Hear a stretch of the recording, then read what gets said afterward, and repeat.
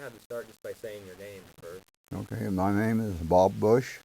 All right. And my name is Robert Bauman, and we're conducting this interview with Robert or Bob Bush on July 17th of 2013, and we're having this interview on the campus of Washington State University Tri-Cities. And we'll be talking with Bob about his experiences working at the Hanford site. And so I'd like to start just by having you talk about how and when you arrived at Hanford, what brought you here. Okay. During World War II, I was overseas, and my parents were in the area, both of them working. My brother was also here in Pasco High School. When I came home from the service to southern Idaho, Korean War broke out, wages were frozen, and so I was looking to better myself, and I applied by mail. I was interviewed by telephone, and I came up here in 1951 to the accounting department, and we're a General Electric company. They were the sole contractor, and for 15 years in construction and engineering accounting, which was separate from plant operations at that time. And from there, my accounting career followed its path through several successor contractors, from GE to ITT, Atlantic Richfield, to Rockwell, and finally with Westinghouse. When I retired, I was with Westinghouse for 1 month. You said your parents were here Yes, during the war. Mm-hmm. When did they come in? I was 43 in 1943 and 44. My mother worked for the original postmaster of Richland, Ed Petticord, and my dad was a carpenter. Built some of the first government houses called the letter homes. They were here about 2 years, I think, and then they went back to Idaho, I believe. Okay. And what part of Idaho? Twin Falls, Idaho, where I graduated from high school. Okay. What were your first impressions upon arriving in the Tri-Cities? That's kind of interesting, Bob, because I came up ahead of my wife and 2 year-and-a-half-old and 3.5-year-old sons, about 2 weeks ahead of them. And so when I found a Liberty trailer to rent, the housing was non-existent, and I found a Liberty trailer, which means it had no running water, no bathroom. It was like a camping trailer, basically. I sent for them. A brother-in-law who newly graduated from high school and went directly into the Korean War, he drove them up as far as Huntington. And I went on a bus to Huntington, met them, came back, and as we came onto the Umatilla side, and I said, "That's Washington." Well, there was no green. Man, everybody was disappointed. But that's the first impression. I mean, there wasn't a bridge over the river at Umatilla. It was a ferry, and so you drove around the Horn to Wallula. Things are just really different. And so you said you had a trailer. Where was In Pasco, in the front yard of an old pioneer home, where Lewis Street crosses 10th. That was the end of Lewis Street at 10th, and from there west was called Indiana, and there was about 3 homes on there, and it just quit. And roughly across from the present-day Pasco School Administration Building, which was a Sears building, across the street there was where this home was. And, I mean, things have just, in the whole area, have changed so much. And how long did you live there then? Just until until I was called for housing in Richland, which was 6 months. And that was in June, no air conditioning, and finally got into an apartment building, a 1-bedroom apartment with 2 little boys that slept in the same crib. It was still basically wartime conditions. I mean, there weren't any appliances for sale, and you had to stand in line to get a refrigerator, and it's just it was a different world, but we were young, so we could take it. And was this in Richland then, the apartment? So that was in Pasco. After that trailer, that was only about 2 weeks, and then we went into this apartment. and 1 bedroom. Then we moved to next door to a 2 bedrooms and a 5-plex. And then in December, 6 months later, I got I got a housing call from the housing office in Richland, which sat where the present day police station sits. And the lady offered me, said, you could have a standard deal was a prefab. Well, they'd already been warned to hold out. And I kind of hesitated. I said, I've already got something in Pasco.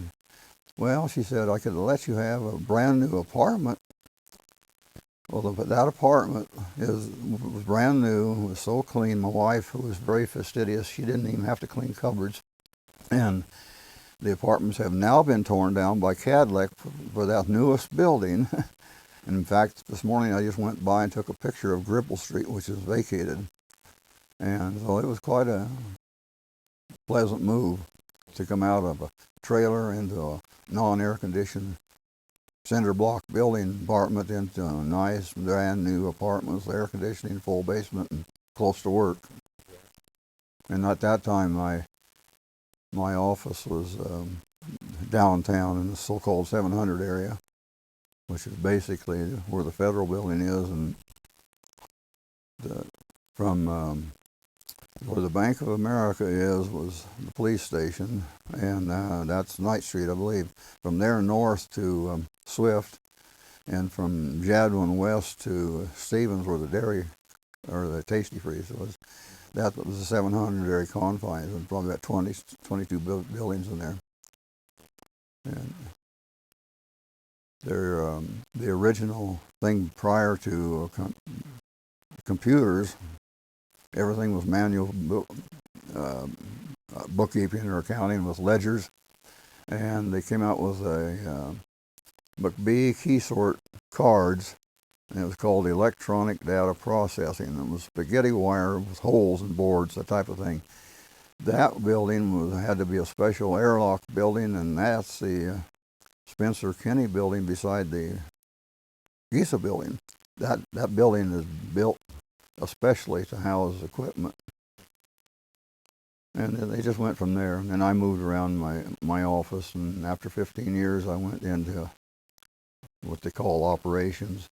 I went site services, which I did that for 17 years, and that was probably the better part of second better job that I had, I guess. Transportation and everything on site support services, the whole plant. So that job took me all over the plant. I established inventories. I took some of the first inventories of construction workers' supplies and tools and shop equipment, rolling stock, and my name was Mud. They thought so much of me, they gave me a desk in the corner of a big lunchroom. So you did sort of work various places. Yes, I first I was in out in my very first location was in North Richland, then called North Richland Camp, where the bus lot was, the maintenance shops. I'm trying to establish a point up there. I don't know what's over there today. There's a big sand dune on your left going by the automotive shops, past the bus lot, where the bus lot was. Opposite that sand dune on the other side of Stevens was a bunch of one-story temporary buildings, and that was North Richland Camp, and that's where my first accounting job was there for two or 3 years. I'd been there, I came there in June, and in January of 52, we had 22 people in my department that I worked in. I was a junior clerk at that time.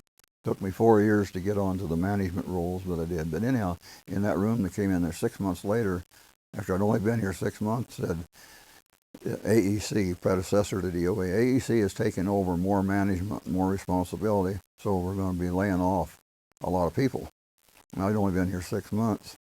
And so others grabbed straws and went different places, and I always said either I was too ignorant or lucky, I don't know what, but I just sat still, and it panned out for the better. and I didn't get laid off. And I moved from there, but I went back downtown to the 703 building, which stood where the federal building is now. There's a building to the rear that the city owns called 703. That was the fourth wing. The 703 was the frame construction of 3 floors. And the later years, they added a fourth wing out of a block building, made it more permanent. That's why it's still standing today. Now, that was my second location.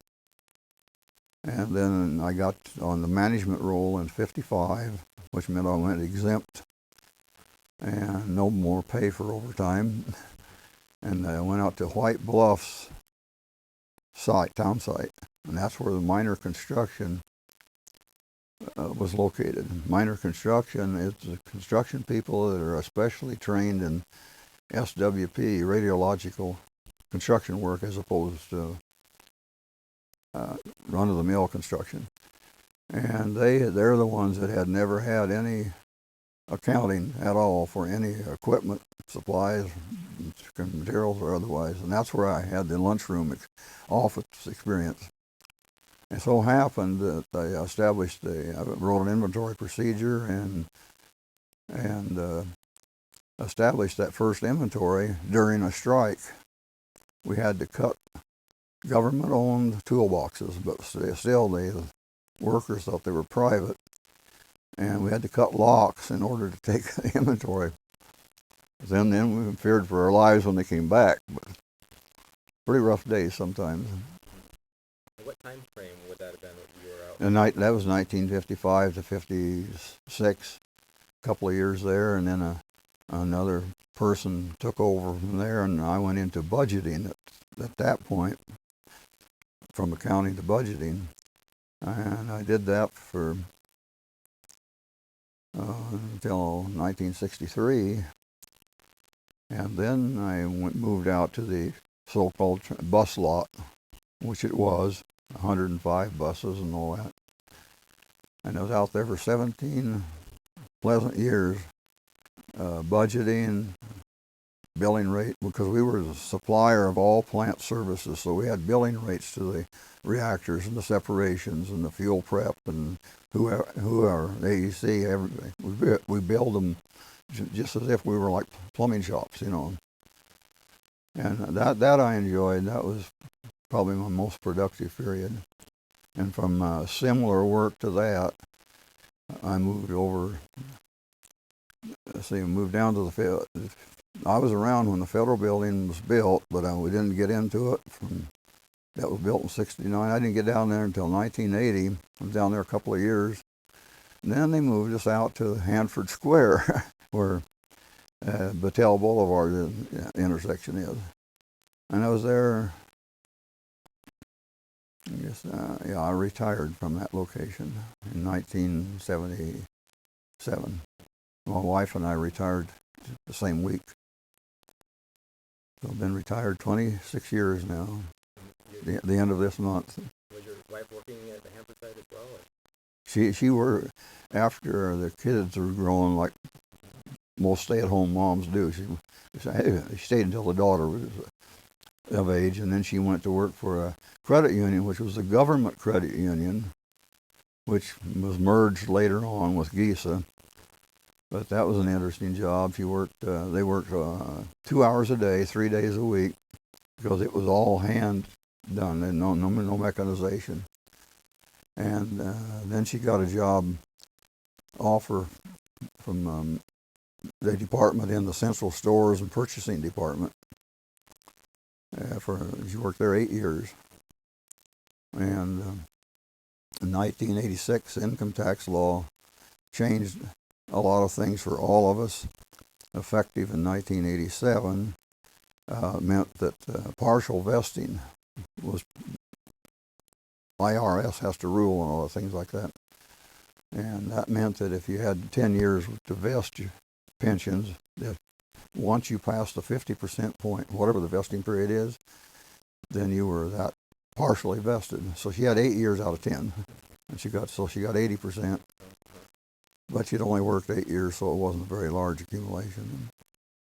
But I got my full Of course, I've been here 37 years, I think it was, however that works out. 36. I wanted to go back and ask you, you were talking earlier about the period in 55, 56 when you were working out the White Bluff. Mm-hmm. Sounds like you mentioned radiological construction. What sort Those construction workers worked under what they called SWP, Special Work Permit, which meant radiological. They had to wear the clothing is called SWP clothing then. Today they call it something else, but they worked under those conditions, so therefore they were subject to different rules. Whereas construction workers on brand new construction weren't, and they didn't have any of that to contend with. But once a plant went operational, it became radiologically SWP. And this is not an anti-union thing, it's just a demonstration of how things were those days. They had some old buses that the original buses in town were called Green Hornets, and they were small. They had chrome bars that went right across the middle of your back, and for 35 miles that was not very comfortable. When they got the newer buses that you see today, like Greyhound has, for instance, they relegated those to the construction workers at White Bluffs. Well, since GE guys worked at White Bluffs, we had to ride those too. So all the office workers in the warehouse, GE employees rode one bus, the electricians rode another bus, pipe fitters rode another bus, even though there were only 2 or 3 of them. It was really a segmented type thing. But we, as close to anything radiological that I came to when I was conducting one of those physical inventories, we would be out on, all of the construction materials were stored outdoors on the ground. I mean, like stainless steel, 308 stainless steel was pretty high priced stuff, but the sheets of it were stored outside on pallets. And well, one sheet is worth thousands and thousands of dollars, and so we had to lay down on the ground and count the sheets to do the inventory. And we got back this one day, the only time I came close to any contamination. We went back, boarded the buses that evening from White Bluffs, and we saw the guys on the dock there chipping with a chisel and hammer. That meant they were chipping out flakes of contamination. So we asked what was going on. They said, well, we're next door to F and H areas, and F area had coughed out something, they said. And so I said, well, my crew was outside today on the ground, and if they coughed out, because some construction workers could drive their cars. That's the only people, plant operations people, all had to ride buses, no parking lots. So anyhow, those cars were all impounded, had tape around them, they couldn't go home. And some of the guys had to take off their shoes, leave them, and be issued this safety shoes in lieu of it. And I said, well, we were on the ground too, so it proceeded, took us all off the bus and surveyed us with a wand. And they only found a few flakes on our back, so we were allowed to go home. But that's as close as I ever came to getting contaminated. But it's still scary. Yeah, obviously Hanford was a site where security was very, very tight security. I was telling a young lady here that across the roadway on Stevens, as you near the 300 area, there was a real wide barricade, probably 8 lanes, that you had to go through, and everybody had to stop, including buses. And the guard would get on the bus and walk down the aisle and check every badge. And at that time, AEC had their own security airplanes. That was the purpose of the Richland Airport, was for AEC security in the beginning. They had a couple of Piper Cub type airplanes. And one day we were on a bus going out to work in the morning, and all of a sudden the plane just zoomed on by. Somebody had run the barricade. The plane goes out, lands in front of them, stops them, and that's how they got apprehended. Another incident of security, that's the subject. Many years later now, after 1963, and I'm in the transportation assignment, airspace was off limits to all airplanes over Hanford because they had Army artillery guarding it and it's Cold War and all that. And a private plane had violated the space, and the AEC planes had forced it down, and once they're down, they can't ever take off. So, I don't know, after a week or so, they sent a lowboy trailer out there, loaded a small airplane on it, proceeded to come down what's the highway and now Stevens, and down at where Stevens today, 240 and all that intersection is, there's only 2 lanes in the road then, not 6. But at that juncture there was a blinking light, and they had to turn right to go to the Richland Airport. And this guy, the truck driver, pulling this lowboy, he'd never pulled an airplane before, and he didn't allow for that pole holding that blinking light, clipped off a wing, and he got time off, and it was not really his fault, it was that pilot in the beginning, but there's a lot of, I suppose, interesting stories like that on security. Right. So did you have special security clearance to work at Hanford at the time? Did I have which? Any special security clearance? Oh yeah, I had a Q clearance, which there's one higher than that top secret, but a Q clearance meant you could go into any and all areas. And because of the nature of my job, I had that my whole time I was out there. Once you have it, they would tend not to take it away from you because it's quite expensive investigation to get it in the first place. I might mention something interesting in that regard. When I first came to work in 1951, the PSQ is a personnel security questionnaire, and it was about 25 pages long, and you had to memorize it because every 5 years you had to update it. Well, anyhow, I filled that out, and you give references, and I have in the Twin Falls area a farmer that had been a neighbor farmer in Nebraska where I was born to my parents. I gave him as a reference because he had known me all my life, and that would be higher points. About a year or two later, I guess probably a year later, gone back down to Twin Falls to visit the in-laws, and I saw this farmer family friend. And the first thing he said to me, "Bobby, what in the world did you do?" The FBI had come out to his farm and piled on the questions, and I hadn't told him ahead of time I'd given a reference. So they really did. It was very, very tight security. It's probably tighter than it was when I was in the Air Corps. You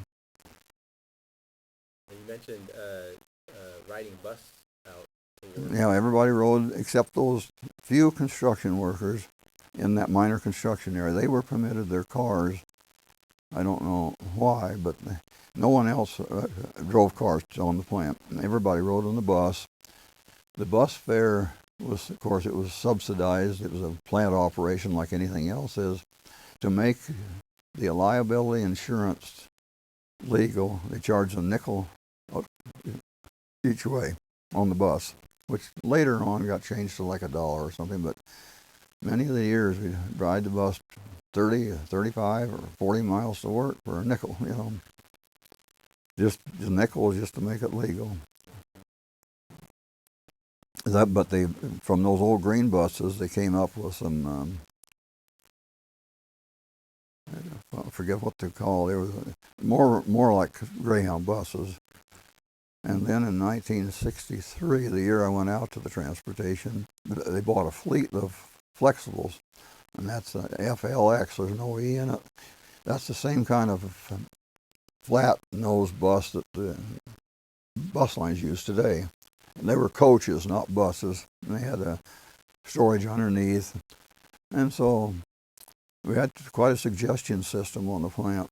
And you'd get monetary award or mention. And somebody said, well, instead of running mail courier cars delivering mail to all the stops on the whole plant, load the mail onto the now available storage bins on these buses. And that was a pretty good suggestion award monetarily to somebody. And they did that, took it out to a central mail station out there, and then dispatched it. You mentioned contractors you worked for Mm-hmm. over the years. Well, the story behind that, for the record, is that DuPont built the plant, and that's who my dad worked for.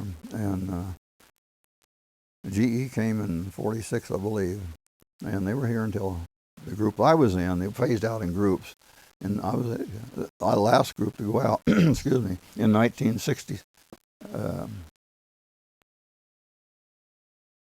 66. When GE phased out, they had $1 a year contract, like Henry Kaiser and the rest of them did during the war, for the good of the country. But they trained an awful lot of people in the infancy field of nuclear engineering. That General Electric trained all those people here, and then they opened up the turnkey operations in San Jose and Japan. But anyhow, AEC, it was still AEC at that point, and in their wise decision, instead of one contractor, they would have 9. And so the reactors was one, separation plant was another, fuels preparation in the 300 area was another, the laboratories, which is today basically Battelle, site services. The company doctors formed a foundation called Hanford Environmental Health Foundation, which is the MDs that gave the annual exams. And the computer end, which is now getting into the infancy of that, Computer Sciences Corp. Had the first contracts on that. So altogether, there were 9 contractors. And the portion that I was with went to ITT. They came in bid, and I helped conduct tours of the facilities for the bidders. And because I knew all about it and knew the ins and outs and some of the monetary parts that they would have, their accounting people would have questions on. We'd walk through shops and all that. Well, anyhow, ITT got the site support, site services, and we had that for 5 years. And austerity set in the 70, and they said we got to get the site services budget down to less than 10 million, and it probably was 13 or 14, I don't remember now. So my boss and another analyst like myself talk about sequester. We sequestered ourselves in the then new federal building for about a week, almost 20 hours a day, whittling and working on a budget. And there was only one conclusion: we had to cut everything in half. Went through all that sweat, went up with our president, Tom Leddy, went up to stairs to an AEC finance office, presented our whole case, and the man turns around and says, well, it doesn't make any difference, Tom, your contract's not renewed anyhow. And so now Atlantic Richfield, an existing contractor for 200 areas, somehow a separations plant contractor that is an oil company owned can all of a sudden manage a site service. And so they did absorb us. But politics were still around in those days, and there were 3 of us analysts. One had got transferred by ITT up to the DEW line, newly established distant early warning line from Russia up to Alaska. So that left 2 of us. And we waited around, never got an offer. And they said, no, we can do it all without you. We don't need you. Well, how come it took so many people? Anyhow, on a Friday afternoon, the man that I did budgets for saw me in a restroom. He said, you got an offer yet? I said, no, I'm working under the table with somebody else. And, well, he said, they don't hire you, I'm going to hire you. So he went downtown, and about 4 o'clock, I got a call from the man that told me they didn't need us. Said, they've been kind of thinking, So I went over to Atlantic Richfield under oath. And so I'm not knocking them. That's just the way things were. And then Rockwell came to town when they laid off everybody on B2. I'm trying to think of other In the community, something might be of interest for the history project. Back into the 50s, those same green buses, they had 4 or 5 of them that ran in town like a modified transit system. I don't think they had that many riders, but it did. And also, the plant buses ran what they called shuttle routes, and those buses went into into Richland on probably 6, I think, routes, and drove around in neighborhoods and picked up workers on the 3 shifts. And that's why up in the Ranch House district, nearest the bypass, you'll see between homes pathways that go clear through lots. The blocks were so long that they had to provide a quicker route to the bus stops. But yeah, those rides were free because they were shuttle buses. And then when you got out to the bus lot, you paid your nickel or a pass, whatever it was. I was going to ask you about accounting in terms of equipment, practices. Were there a lot of changes during the time that you worked at Hanford site? Computer technology come in and change things? Oh yeah, well, for sure. In the beginning, as I mentioned earlier, all accounting was open ledgers, hand posted, adding machine tapes at the end of the day, trying to balance and all that. And we had that until, let's see, 1970, I think it was 1977, we got our very first taste of it.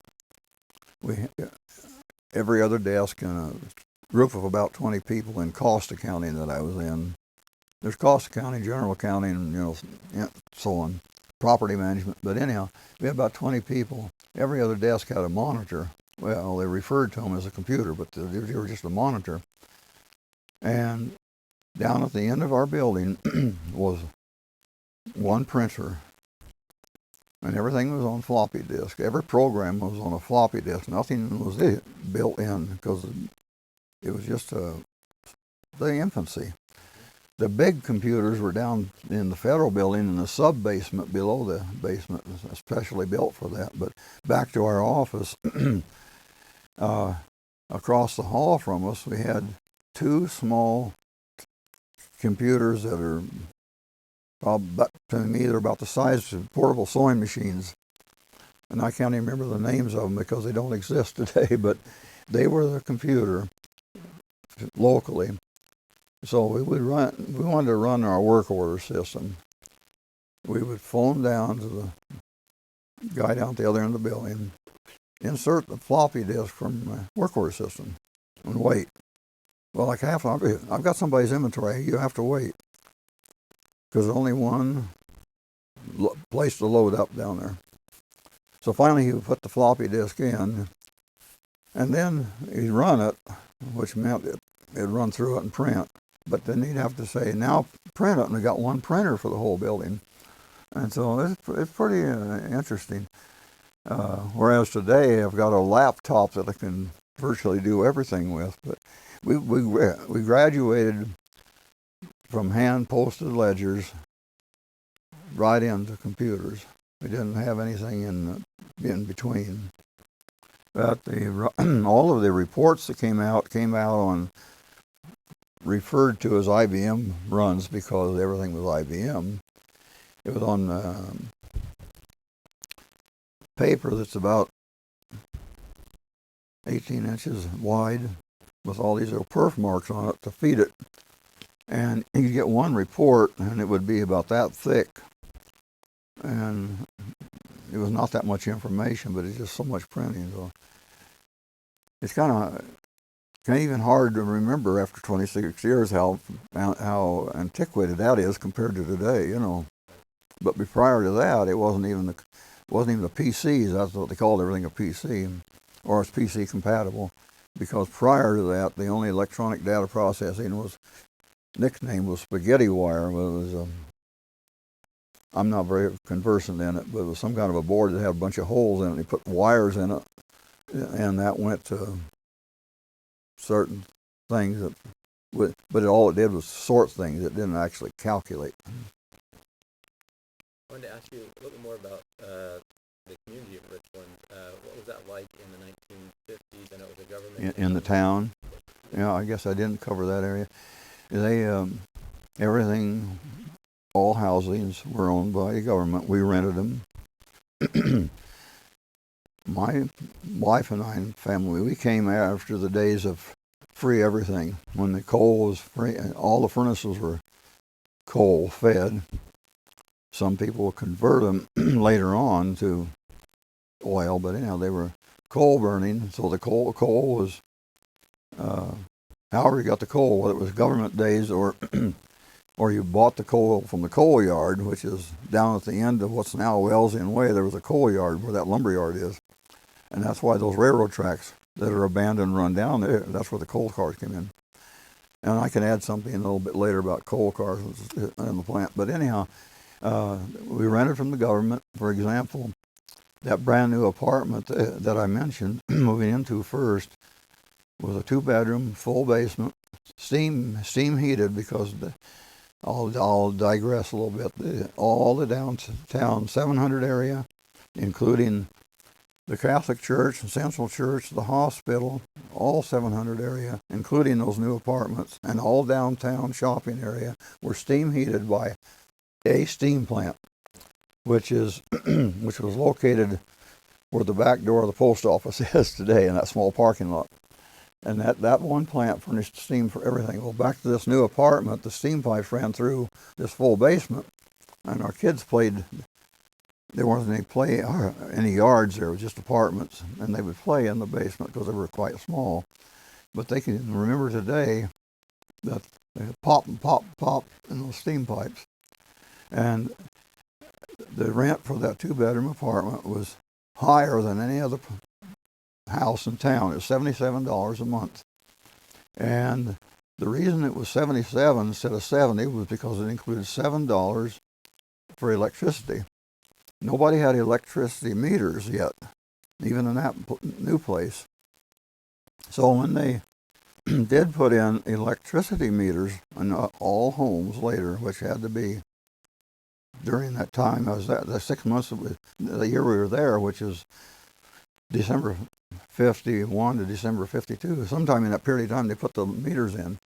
They took off $7 off the rent, because now you're going to pay, and their theory is that it was $5 for a 1-bedroom place, whatever it was, $7 for a 2-bedroom, and $10 for a 3-bedroom for electricity in those days. And nobody had electric heat, of course, And then later on they put in water meters, and again they had to come into your home and invade your home, put in something. But so it was strictly government prior to. Well, and when I lived in there as a rental, if something went wrong with the plumbing, they would send out a plumber. But you paid for it, though, because you were. But then later on, when I went to the tall two-story, 3-bedroom duplex houses, are called A houses. That was our first house after that apartment. And as I remember, I think the rent was, they had rent districts, low, medium, and high, and they were more desirable parts of town. And we were on Hop Street, across from Uptown District, where Hunt Street is, and then Jefferson Park. And I think our rent for that was like $47, because it was not a brand new apartment. And then later on, we was on the housing list, and if you applied, and months or years later, you rotate up to to move into a nicer place or a different location. But in the meantime, up came an F house, which is a 2-story single family, kind of a Cape Cod looking type of house. And that came up on the housing list. However, there was the caveat was that you had to cash out the present owner, who had made some improvements. He had converted the coal to oil. They put in a clothesline, which nobody had clotheslines. and something else. And so that cashed him out for that, I believe it was $750.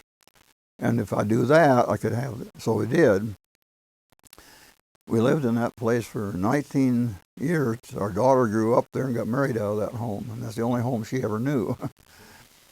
And we were there until 1977, and the real estate market in Richland was, this is community-wise, the housing prices were moving at 18% a year, about 1.5% a month. And I thought, well, I don't need to be sitting still. I mean, to cash out here, and went on. So we sold that home. I listed it.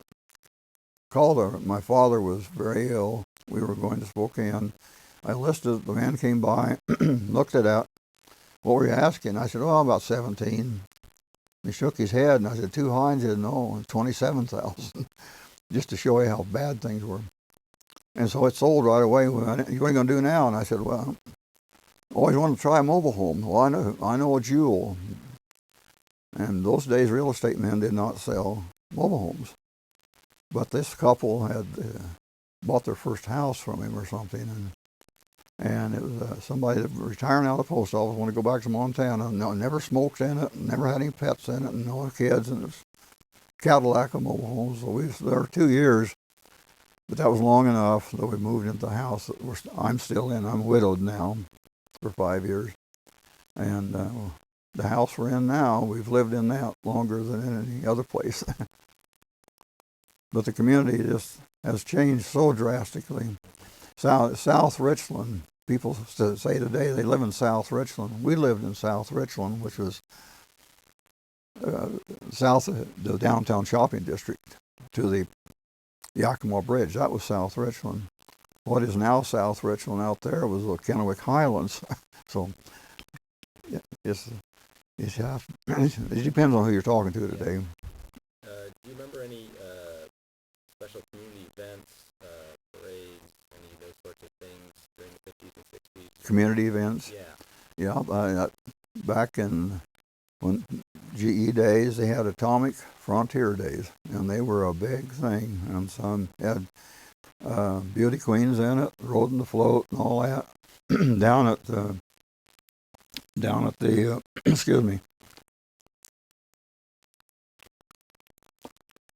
for Atomic Frontier Days, down at the lower end of Lee Boulevard, which is still the same shape today. They set up booths all on there, and it was a really big event.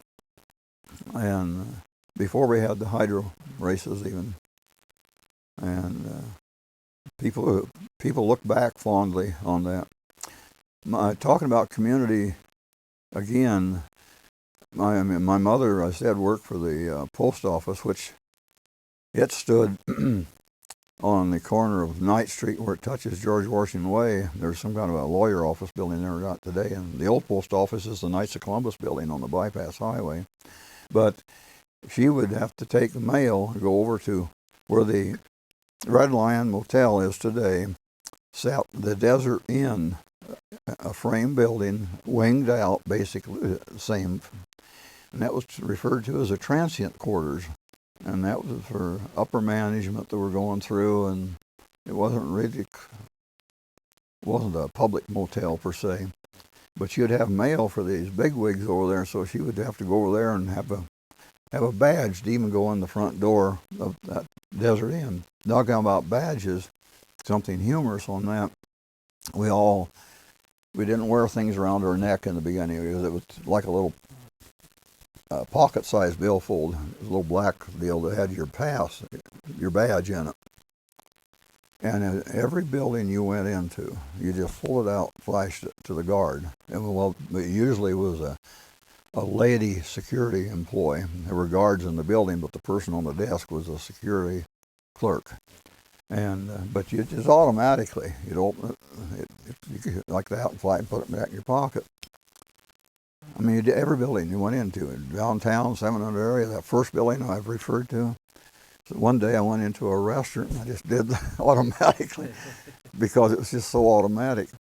Then they graduated to having the thing around your neck, but but then, and then also, if you worked in the outer areas, you had to wear a radiation badge in addition to your security badge. And it was there's two types. One was a flat, and I don't know the difference. One's for beta and one's for alpha. I don't know.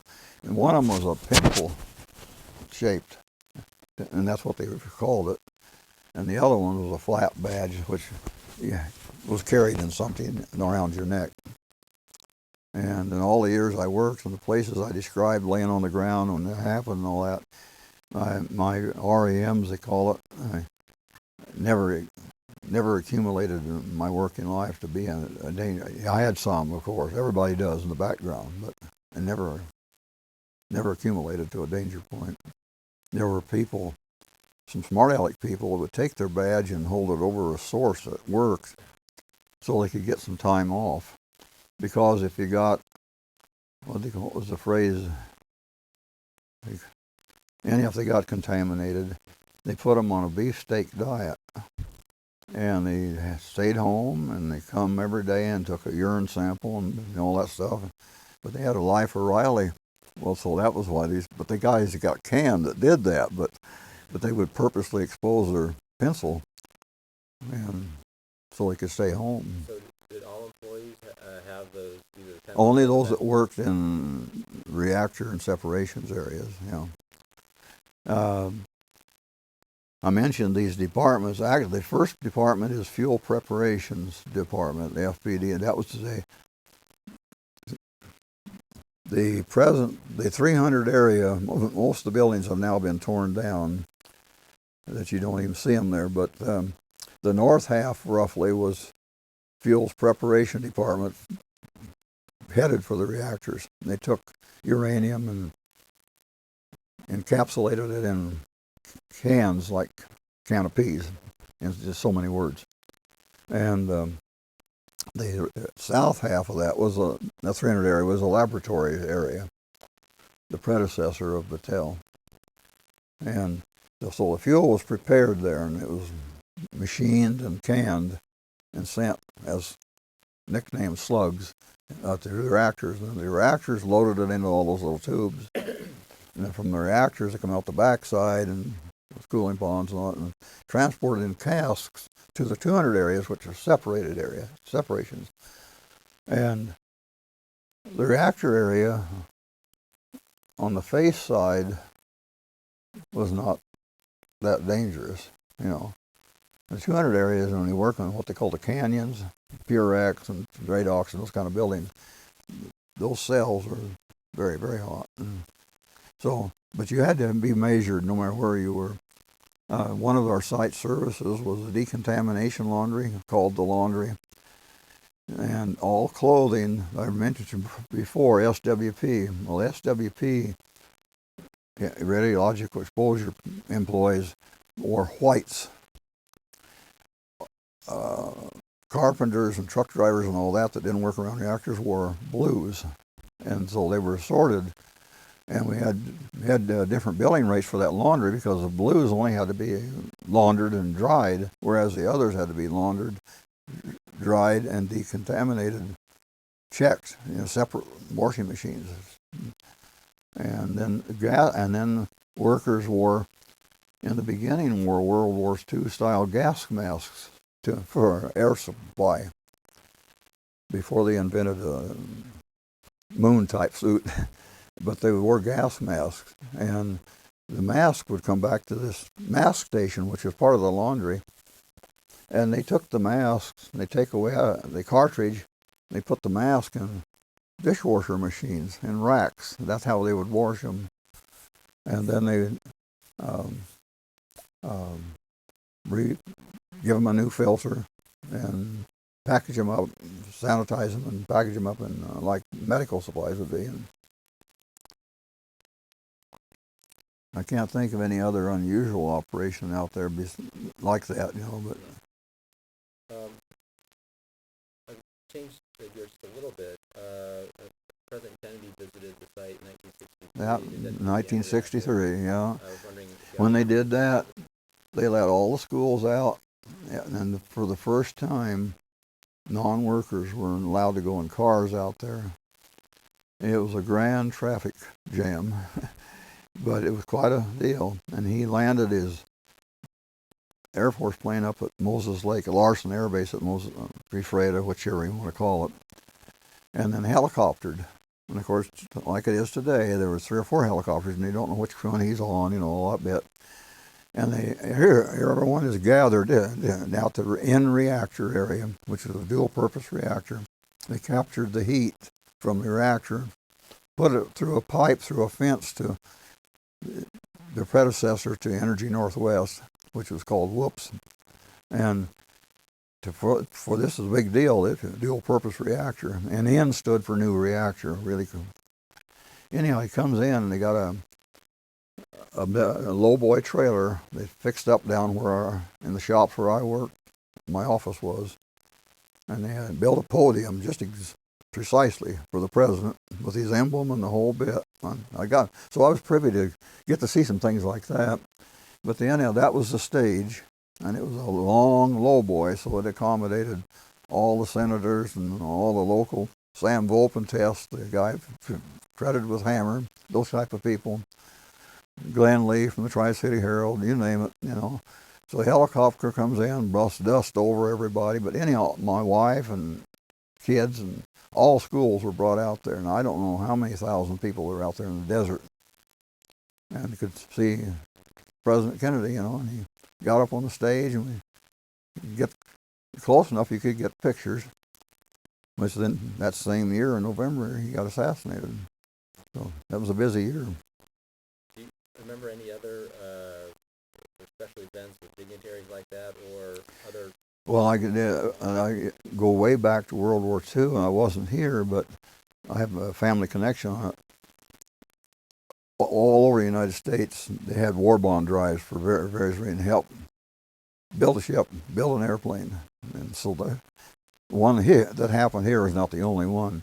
But they took so much money out of all the paychecks of Hanford workers, which included by my dad as a carpenter. And the money they collected bought the B-17 bomber, which was named Day's Pay. And that bomber, they had a bomber out here, a B-17, so the people could see it, but it wasn't the same one. On the Richland High School wall is a mural, and that's a rendition by a famous artist of the Day's Pay and formation. And so I can say that my parents contributed to that. And that's the story behind that one bomber. Everybody, the worker out there, construction or operations, they donated a day's pay. And I wonder what was sort of the most challenging part of your job working at the Hanford site? As an accounting person, my most challenging part was learning governmentese, how to deal, and in that vein, that took a long time. But once you learn it, there is a way in the U.S. government. Period, as I'm sure there is in certain corporations. Later on, when I mentioned that I went down to the federal building finally got to be located in that building. There was another fellow and I were old timers in accounting, and that year they had 5 college grads, accounting grads come in to Hampton. They hired 5 at one time. And they ran them by Marv and I for exposure. This is how things are done. This is how the contacts are. And our basic job was to squire these young fellows around and introduce them to certain counterparts in now DOE. Now, this is how you make appointments with them. This is what you do. This is what you never do. And likewise with senior management. And it paid off, because of those 5, all 4 of them became managers or supervisors, and one of them became my manager within 2 years. Today, that same man is the comptroller at Savannah River plant. And so I like to feel that I contributed to them partially to them being successful. And so maybe that's a reward, But probably the most difficult thing coming from a private work, I worked for Colorado Mill and Elevator, which means I worked at a flour mill district office as a bookkeeper. And that's a small town deal in Twin Falls. To come to work for the government where some of your family despises you because you work for the government, but you had to fight that as well as learn how the government operates. You mentioned earlier you were talking about coal being used for heat in Richland. You also said you wanted to talk about coal cars going out to the site. What? Coal cars? Oh, yeah. Interestingly, the Midway power station, substation at Midway is one of the reasons they built Hanford where they did, because the Grand Coulee Dam had just been completed and an electricity producer and a major producer. And they put the Midway substation down there that basically was built to furnish huge amounts of power to Hanford for the reactors, everything, which in total, because I processed vouchers, I know that was 32 megs, which today doesn't sound like much, but the whole plant bill was 32 megs when everything was operating.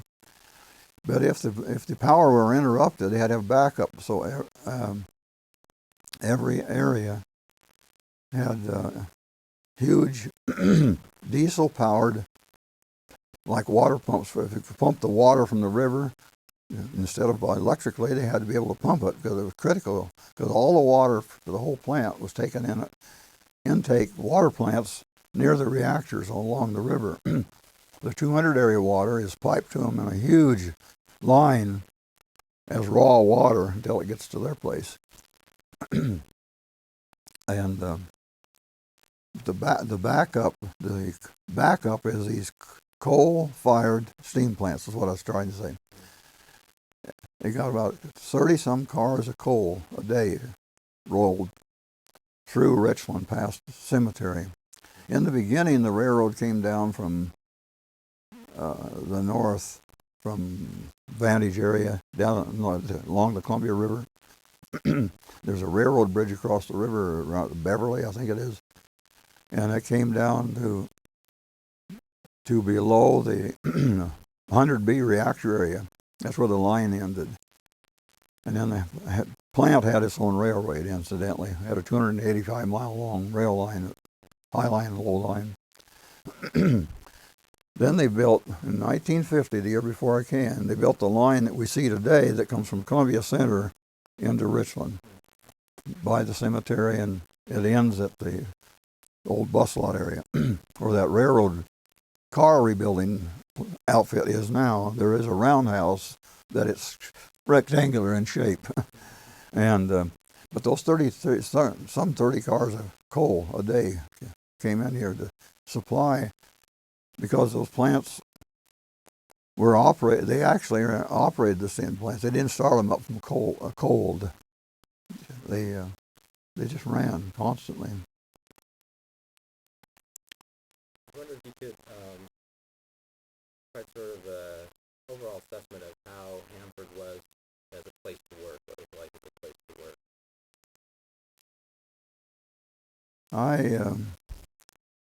It was a great place for me. I came out of an area that was agriculturally oriented, and the Korean War started. Wages were frozen. You weren't going to go anywhere. I came up here and I got a new start, like pioneers did. I visualized that's what farming pioneers did, the same thing. And it opened up a whole field for me, a big corporate field. And it's just been a great place to work. And it was not dangerous to me. I'm not afraid to drink the water here.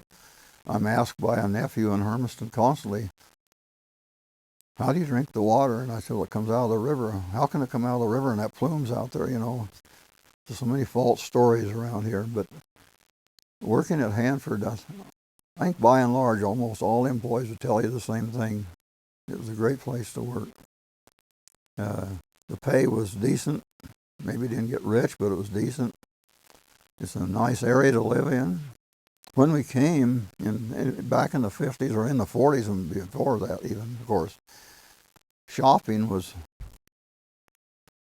pretty much non-existent. They went to Yakima or Spokane or Walla Walla.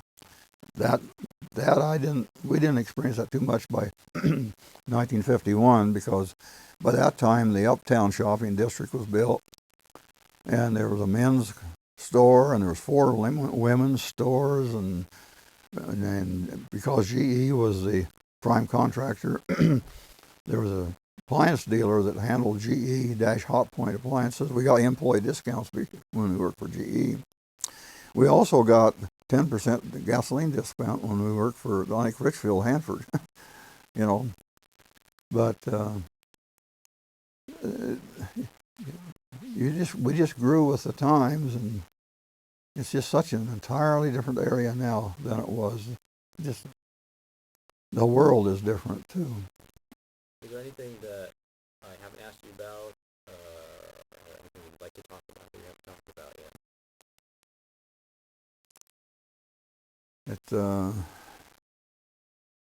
I really, work-wise at Hanford, I think I pretty well covered it. I'll repeat myself, my first 15 years was construction engineering accounting, which is an entirely different field than operations accounting. Operations accounting concerns itself with the reactors and separations and the site services that support them. But I learned a lot by working at Hanford. My family, 3 adult children, live here, are retired here. I have my oldest son went on Medicare this year, and that kind of puts you in your place quickly. But it's been a good enough place that they stayed in the area. And of the 6 grandchildren, 4 of them are in the area. And that's kind of characteristic of a lot of the Tri-City families. They stay or come back, Well, Bob, I'd like to thank you very much for coming in and talking to us today. I really appreciate it. It's been my pleasure.